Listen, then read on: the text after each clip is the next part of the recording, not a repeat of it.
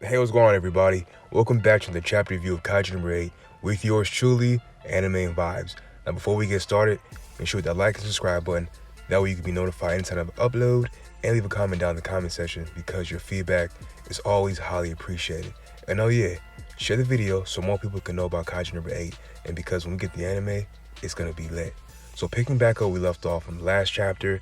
The 5 generals have now been revealed, and these are all 5 Daikaiju class threats, meaning they will destroy a city by themselves. And now they've been given ID numbers like Kaiju number 8, 9, 10, 11, so forth, so they can identify the Daikaiju class threats that are going around the city, which appeared out of nowhere. Well, not really nowhere, because we all know it was Kaiju number 9 that did it, but to the defense force, it was like something out of a movie for them. And here are the 5 generals, Kaiju number 11, 12, 13, 14, and 15. And 15 being the most unique one because Kaiju number 9 created this Kaiju to mirror Kikuru. I'm guessing that's like a psychology game that it wants to play with her mind. That's pretty messed up if you think about it. And Okinoje, she's in shock because it's like, wow, 5 Daikaiju in the same area at once, like that's never happened before.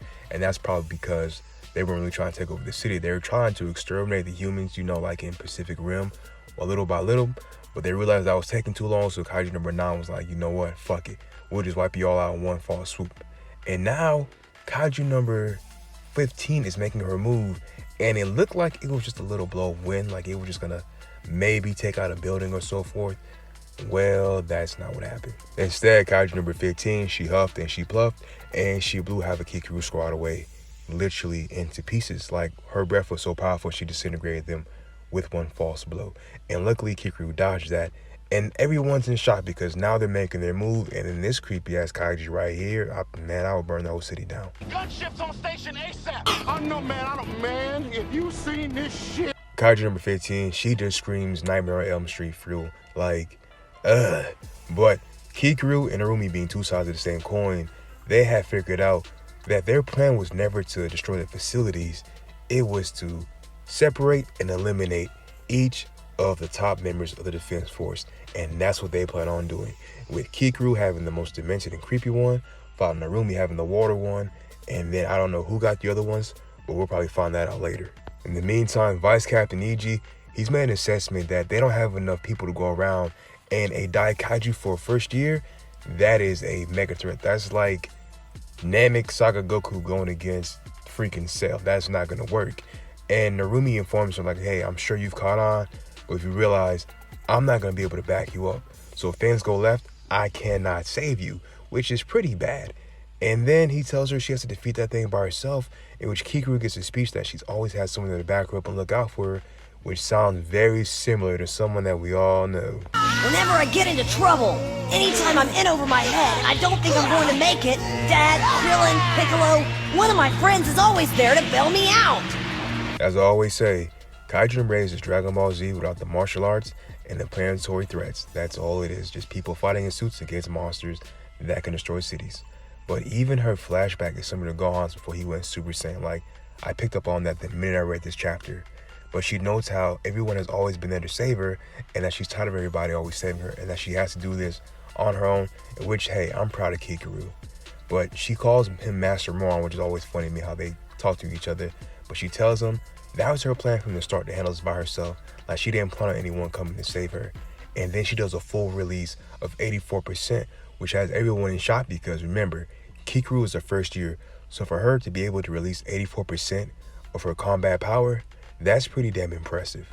And seeing as she's willing to go that far right off the bat, that tells Vice Captain Narumi that it's time to get serious. As he says, let's do this. The real fight begins now. And you know Kaiju number 10 is itching to do this. And Vice Captain Narumi, he names out his target, which is target Kaiju 11. And then everyone else goes into a roll call, number 12, 13, 14, of course Kikuru with number 15. And it's starting to give old school Power Ranger vibes the way they're starting to do this. And a lot of people don't even know Power Rangers originated in Japan. But if you're an old school Power Ranger fan, you caught that symbolism right there and there. Like, that was like a no-brainer right there. But going back to the chapter, Kikuru now says commence neutralization, meaning she's about to put in work. Her and homegirl about to throw hands. So that means it's about to get ugly. And that leads us into chapter 78. And these two facing off, man, it gives like Creed 3 vibes. It gives Goku Black Goku vibes. It gives Evil Danny versus Danny Phantom vibes. Like, I love how they did this with chapter 78 opening. Like, I look at it as a way to symbolize fighting your demons, but on the outside. Like, imagine every sense of doubt, every negative thought, anything that made you feel lower about yourself, manifested into a physical form that looks exactly like a dark version of you. And that's the form that you have to fight with for your life. Like, that's the vibes that this is giving off, and I love it. And even Kazu, he's like, this kaiju not only looks like Hikaru, but it knows everything about her. And he's confused like the rest of us, because he's like, what the hell is going on? And it's so dangerous that he's telling everybody, hey, at this moment, let all the other officers know to focus on the Yoju and stay out of the area, a 500-meter perimeter, like stay out of that area. 500 meters, I think, is like a 12-mile radius, or at least an 8-mile radius, I want to say. That's how dangerous they're predicting that this fight is going to be, which I can only imagine what the hell is about to happen. Oh, and the correction of that time of the recording, it was Kikuru that gave the 500-meter order, not Kazu. Kazu just told everyone to back her up. But Kikuru right now is in her head thinking to herself like, hey, nobody's coming to save you. Not Kafaka, not Narumi. As she takes a deep breath and exhales of calmness to get her mind focused on this fight, she lets Kaiju number 15 know that she's about to neutralize her, and Kaiju number 15 is like, ha, I like that. How about I start the commencing of little Kikuru Shinomura? Call an ambulance, but not for me. And without a moment's warning, she almost takes off Kikuru's head. Luckily, Kikuru has cat-like reflexes, because had that hit, Kikuru would have been decimated. And with that quick, swift blow, she damn near takes out an entire building. Like, I want you to think about how much force that Kaiju number 15 just put out that took out an entire building that she was using to kill Kikuru. Like, she was going for the death blow off bat. And to add insult to injury, Kaiju number 15 tells Kikuru that she's slightly impressed that she dodged her attack, and Kikuru notes that she's being overpowered, but she has to figure a way to hit her, because the force of them clashing back and forth is literally breaking the ground beneath their feet, with Kaiju number 15 not even trying. Like, she's literally dancing around Kikuru's blow, and Kikuru is getting desperate, because it's like, I have to get a hit on her, if not, I'll die. And before she makes another attack, she almost gets kicked in the face again, and at that point, Kikuru realizes that she's scared. And that was the initial reason behind Kaiju number 15's first attack. It was to psychologically defeat Kikuru, to let her know that, hey, I'm going to break you down mentally before I break you down physically.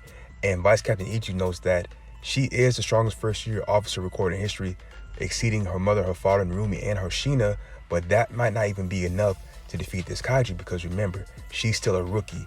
And Kaiju number 15 goes for another death blow, raising her legs in the air, which it seems that that's the way she likes to fight, with her legs. As she comes back down, it seems like with that blow, she has all but defeated Kikuru, as she's about to blow her face literally off. But with Kikuru's quick thinking, she uses her shields to slide herself out the way, but even that's not enough, because Kaiju number 15 is so fast. She counter-reacts Kikuru, punches her so hard that you can see the sound waves of the hit into the building, and they say Kikuru's getting trounced. Trounced is a nice way to say you're getting beat, or you're getting your ass demolished in the fight.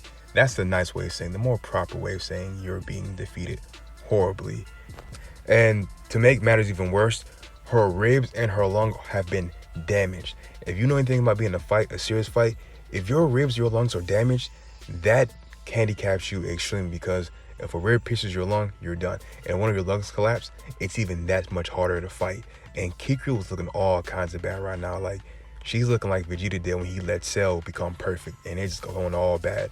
And Kaiju number 15 doesn't miss a beat, because she grabs a street sign and tells Kikuru, no matter how hard you fight, no matter how much you push yourself, it won't be enough to put a scratch on me. And she transforms this into a giant, demonic looking axe. And now everyone's sitting there at the command center, and they're like, she can't win this. And it's looking all bad for the rookie. Like, hopefully she comes out on top, because if not, she's about to get sliced into. And I think Kaiju number 15 is going to take her head off. But with that being said, that's the end of chapter 78 and 77. Let me know you guys' opinion on this chapter and the next chapter that's coming out in the next 5 days, which we should be caught by then, hopefully so. But don't forget, leave a comment down in the comment section. hit that like button, subscribe, and share the video so more people can know about Kaiju number 8 and my page. But with that being said, everyone have a good day. Stay blessed, stay peaceful. Anime Vibes